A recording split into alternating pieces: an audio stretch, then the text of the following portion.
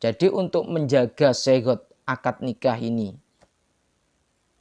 otentik, bahasanya saya otentik, orisinil, bukan karena paksaan.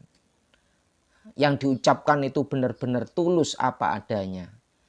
Jadi manten laki-laki menerima jodohnya itu ya meskipun gak ayu, ireng, weleh, tetapi dia senang menerima, dan pihak wali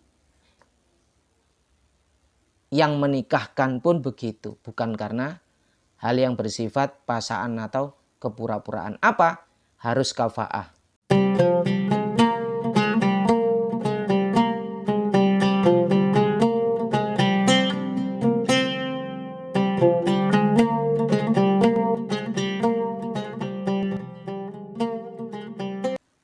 Para hadirin, para pemirsa, para pencinta kajian ilmu agama, dimanapun Anda berada yang dirahmati oleh Allah. Di dalam kajian kitab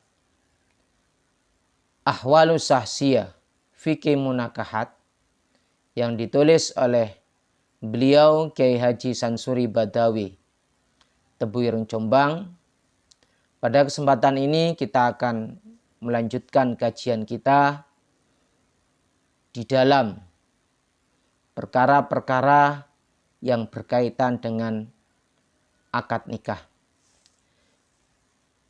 Mari kita lanjutkan teks yang ada di dalam kitab Fikih Munakahat ini. Walihadihi lan krono iki sighot nikah ahkamun utawi piro-piro hukum utawa ketentuan tambagi kan sayukjo opo muro atuha ngrekso menjaga ing ahkam. Ini adalah beberapa ketentuan untuk dilakukan, untuk dilaksanakan di dalam kegiatan sighot akad nikah. Apa saja yang harus dipenuhi di dalam sighot akad nikah ini? Nah, di sini bisa kita lihat ada 3 ketentuan.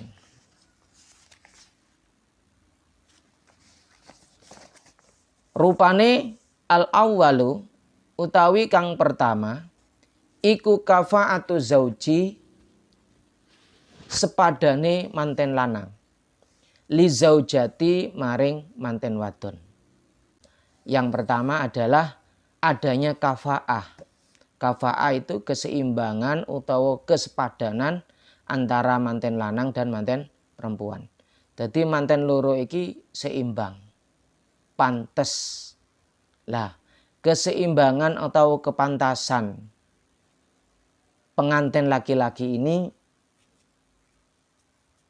kalau kita melihat secara umum yang berlaku di masyarakat secara umum, ini ada beberapa hal yang bisa kita jadikan referensi.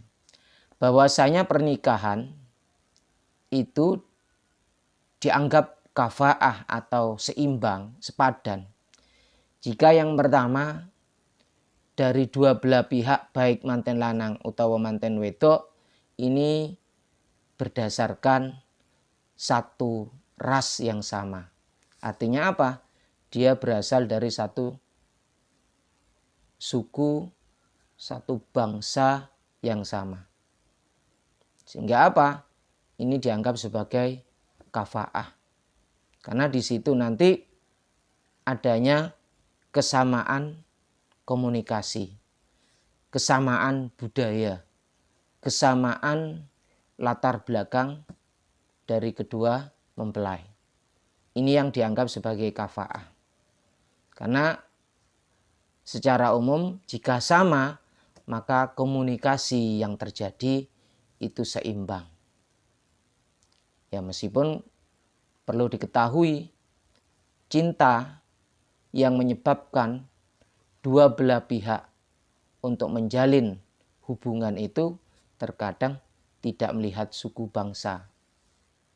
Jika Allah sudah menurunkan rasa cinta, maka meskipun itu jodohnya tidak seimbang, dalam arti tidak sama dengan jenisnya, rasnya, suku bangsanya, itu pun tetap terjadi. Dan itu bisa kita lihat dalam fenomena kehidupan. Dan itu sudah menjadi pandangan yang biasa sekarang. Orang Indonesia menikah dengan orang luar negeri. Meskipun persentasenya tidak banyak. Mungkin dari 100% yang terjadi itu adalah 5%. Nah, ini menunjukkan bahwasanya kafaah itu secara umum berdasarkan ras, suku bangsa, dan sebagainya. Adapun yang 5% karena cinta, itu adalah sebuah fenomena yang terjadi. Dan itu adalah memang satu garis jodoh yang sudah ditetapkan oleh Allah, yang didasarkan oleh rasa cinta. Jadi meskipun bojone wireng celeng, wireng koyok tunteng niku, tapi nek sudah jatuh cinta, maka dia bisa menjadi pasangannya. Karena apa? Orang kalau cinta itu meskipun jelek, dia tampak cantik. Kata orang terserah. Tapi bagi orang yang sudah cinta, anggap itu tai kucing. Rasanya tetap coklat. Kenapa? Cinta itu membuat segalanya jadi indah. Nah, menurut saya, ya mari kita hiasi pernikahan ini dengan rasa cinta. Biar apa? Segala fenomena, segala macam dinamika di dalam pernikahan itu enak gak enak, rasanya jadi enak. Kenapa? Dibalut dengan rasa cinta. Nah, kembali neng kitab. Kafa'atu zauji iku sepadane manten lanang li zaujati kanggo manten wadon. Jadi untuk menjaga segot akad nikah ini otentik, bahasanya saya otentik, orisinil, bukan karena paksaan. Yang diucapkan itu benar-benar tulus apa adanya.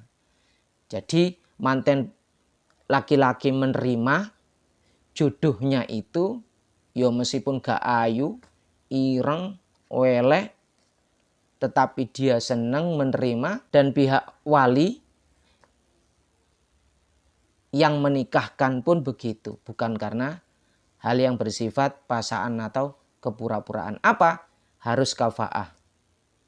Kafaah itu seimbang. Kita lanjutkan. Biayyakuna kelawan yento ono sopo manten lanang. Jadi posisi manten lanang itu harus bagaimana di dalam kitab fikih munakahat ini, di dalam Islam. Iku dahulukin wong kang duweni tata krama utawa akhlak. Wadinin lan duweni agama. Wa amanatin lan duweni sifat amanah. 3 komponen. 3 hal ini harus yang dipegang sebagai dasar kafaah di dalam Islam. Ya warna-warnane macam-macam. Umpama kafaah iku podo artise, podo pekerjaane, podo latar belakang sukune. Itu silakan. Tetapi di dalam tinjauan kitab fikih munakaha ini, yang pertama dia harus dahulukin duweni tata krama. Jadi tata krama itu penting. Di dalam agama dia disandarkan menjadi nilai pertama. Jadi calon mantu iku wonge duwe tata krama. Kalau dia punya tata krama, artinya dia bisa menempatkan segala sesuatu sesuai dengan porsinya yang baik. Nah, itu jadikan satu poin. Poin yang kedua, apa? Agama, duwe agama. Artinya apa? Dia orang yang beragama. Nek Islam gelem so sholat. Atau nek Islam dia mau meyakini agamanya.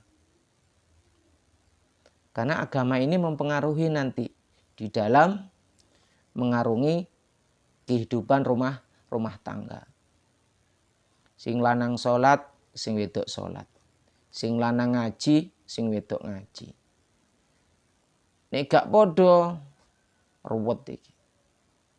Sing lanang sholat, sing wedok kelayapan. Sing wedok sholat, sing lanang karaokean. Ini nanti akan mewarnai dalam kehidupan rumah tangga. Nek gak podo jomplang. Wa amanatin, poin sing ketiga amanah. Amanah iku apa? Bertanggung jawab. Isok dipercaya. Dadi mantu iki engko dheweke bertanggung jawab, bisa dipercaya. Apa?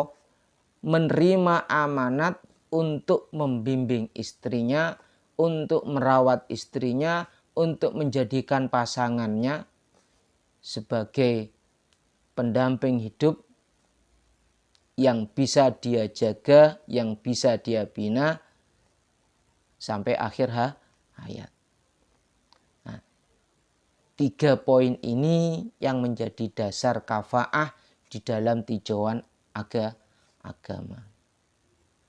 Kalau dalam tinjauan umum yang tadi, yang pertama yaitu satu bangsa, satu ras, satu suku, itu tinjauan utama. Kenapa? Komunikasinya mudah, menjalin hubungan silaturahim. Kalau sukunya sama, bangsanya sama, itu komunikasinya mudah. Dan itu lebih cepat di dalam pergaulan. Nah, itu. Ada lagi tinjauan kafaah itu dari segi status sosial. Nah, status sosial itu biasanya tergantung dari siapa dia. Apakah dia orang kaya, anak wong sugih, utawa wong sugih? Siapakah dia? Apa pejabat, pengusaha, pegawai, utawa apa? Buruh, kuli, dan sebagainya. Ini status sosial. Dan ini di masyarakat juga berlaku. Ya nek wong sugih ya be wong sugih. Artis be artis. Pejabat be anake pejabat. Bangsawan be bangsawan. Keluarga pesantren be keluarga pesantren. Dan itu adalah realita. Itu. Tetapi yang menjadi dasar utama, kita kembali ning kitab ini. Apa mang? Yaitu 3 hal yang dinamakan kafaah itu. 1, dia memiliki tata krama, duwe unggah-ungguh. Sing nomor 2, gelem sembayang. Sing nomor 3, kenek dipercaya utawa bertanggung jawab. Wis nek enek 3 iki pada diri calon mantu, berarti dia sudah kafaah. Dia siap menjalin rumah tangga dengan anaknya. Itu dipegang nek gelem berpedoman dengan ini. Tapi kita sebagai orang mukmin, orang Muslim, yuk ini kita jadikan dasar dulu. Kalau punya ini ada, oke. Kemudian nek status sosial dia orang kaya, bagus. Ya. Ini dulu kita dulukan. Nah, nanti berkenaan dengan status sosial, berkenaan dengan ras, suku dan sebagainya, itu nomor 2. Tapi yang utama ini. Liqaulihi, kita lanjutkan. Likaulihi krono ono dawuhe Kanjeng Nabi Muhammad sallallahu alaihi wasallam. Kanjeng Nabi Muhammad pernah bersabda di dalam sebuah hadis, "Idza atakum man tardawna khuluquhu wa dinahu fazawwijuhu illa taf'alu takun fitnatun fil ardi wa fasadun kabirun." Ida atakum ing dalem nalikane teka ing sira sapa man wong mantu, calon mantu. Tardauna kang ridho sapa sira, kang rela sapa sira, setuju sapa sira, setuju khuluquhu ing ahlake man, wadinahu lan agamane man. Fazawiju moko nikahno sapa sira hu ing man. Jadi kalau sudah ditemukan orang menantu yang punya unggah-ungguh sing gelem salat, wis nikahno. Ya, nikahkan. Terima lamarannya. Dua ini utama. Illa taf'alu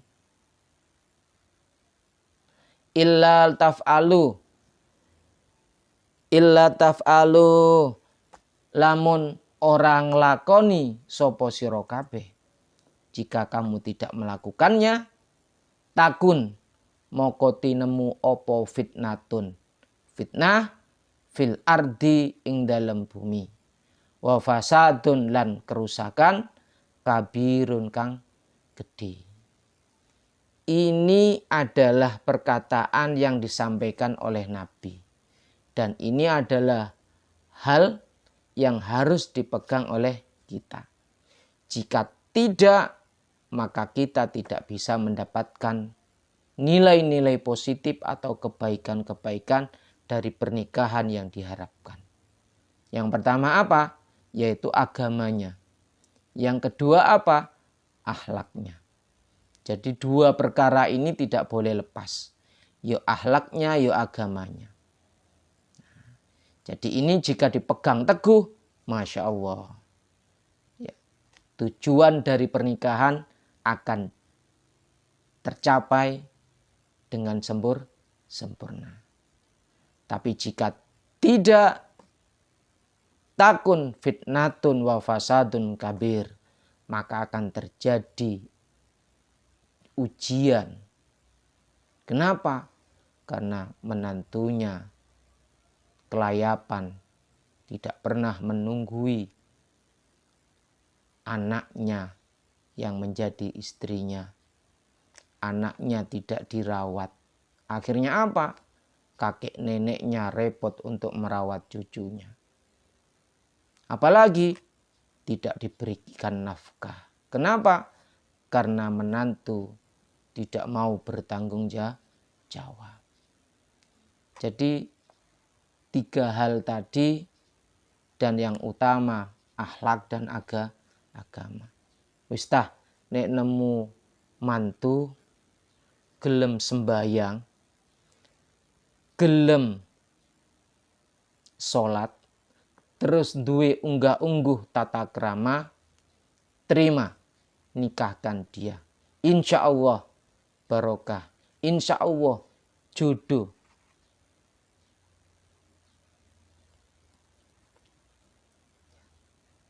Jadi ini adalah hadis Nabi. Yang berikutnya, rawang riwayatakan hu ing hadis sapa Tirmidzi Imam Tirmidzi. Sing nomor loro, asani iku tasihu sah. Opo alwakalatu gawe wakil fil akdi ing dalam akad nikah.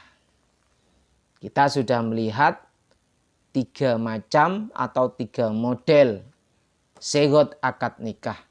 Di sana kita bisa melihat bahwasanya di dalam akad nikah bisa diwakilkan.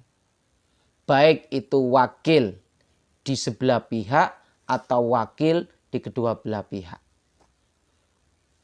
bisa itu wali dengan wakilnya pengantin laki-laki, bisa itu wakil wali dengan pengantin laki-laki, dan juga bisa wakil di kedua belah pihak.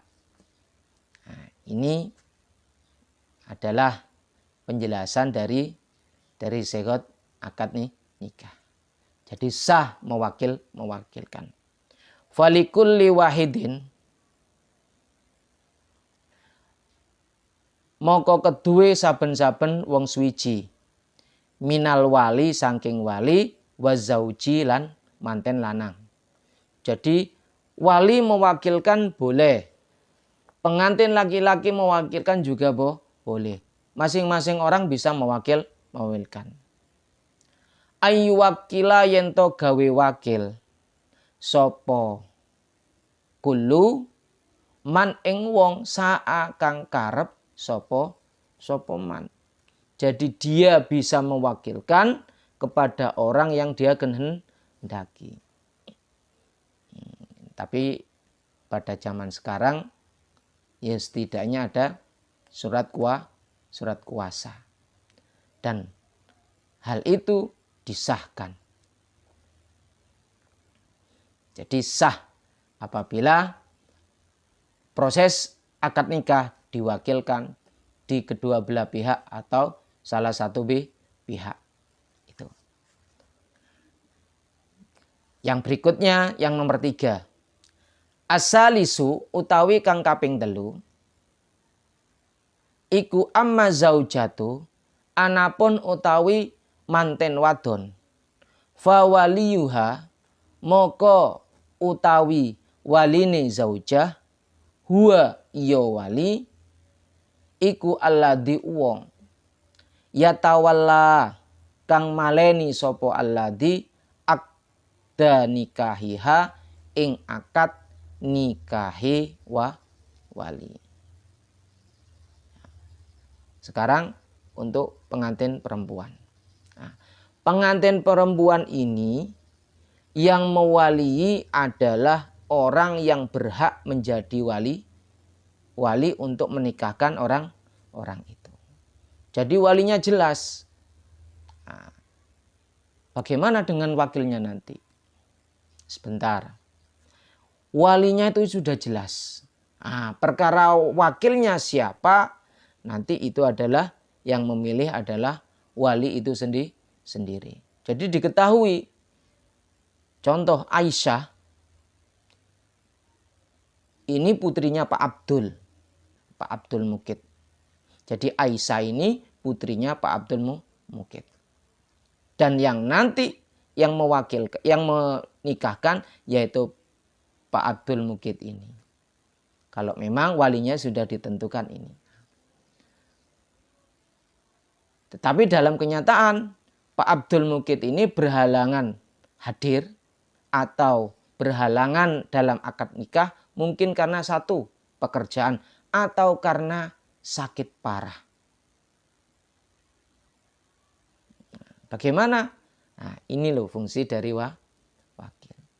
Jadi walinya itu jelas. Jadi Pak Abdul Mukid ini maju. Dan boleh diwakilkan. Jadi amma zaujatu waliyuha huwa alladhi yatawalla aqda nikahha. Jadi wali itu yang nanti akan mengakadkan si zaujah atau pengantin perempuan. Para hadirin, para pemirsa, ini tadi adalah penjelasan dari sighah akad nikah yang mana dari awal ada 3 macam sighah akad nikah, kemudian dilanjut berikutnya ahkam atau ketentuan-ketentuan yang harus dipenuhi di dalam sighah akad nikah. Dan di dalam ahkam ini ada 3 ketentuan. Yang mana yang pertama tadi adalah kafa'ah. Kemudian yang kedua adalah sahnya mewakilkan di dalam proses akad nikah. Dan yang ketiga adalah wali dari perempuan itu adalah wali yang mengakadkan si perempuan. Semoga bermanfaat. Demikian yang dapat saya sampaikan pada pertemuan saat ini. Semoga bermanfaat. Silakan like, share, subscribe, dan komen yang positif. Apabila ada pertanyaan, silakan isi melalui kolom komentar. Dan apabila saya bisa menjawab, insya Allah saya akan menjawabnya. Terima kasih. Wassalamualaikum warahmatullahi wabarakatuh.